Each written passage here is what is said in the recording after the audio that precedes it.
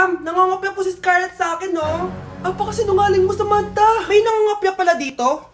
Bagsak ka na sa akin, Scarlett. Apakasama talaga ng ugali mo, Samantha. Nay! O anak, anyari sa'yo? Binagsak ako ng teacher ko. Naniwala kasi siya kay Samantha na nangopya daw ako. Totoo ba yun, Scarlett? Hindi, Nay. Siya talaga yung nangopya sa akin. Walang hiya yan ah! Humanda siya sa akin! Tara, anak! A few moments later. Ma'am, bakit niyo po kami pinatawag dito? Eh kasi yung anak mo, sinungaling. Siya naman talaga yung nangopya kay Scarlett eh. Hindi po totoo yan. Para malaman natin kung sino nagsasabi ng totoo sa inyong dalawa, mag-quiz na lang kayo ulit. Patay ako nito. Humanda ka ng mapahiya, Samantha. Okay, time's up. Pass your papers. Scarlett, naka-perfect ka. Yes! Talino talaga ng anak ko. Samantha, wala kang tamang sagot. Ikaw talaga ang totoong nangungopya. Nakakahiya ka, Samantha. Humanda ka sa akin sa bahay. Tara! Huwag po, Nay!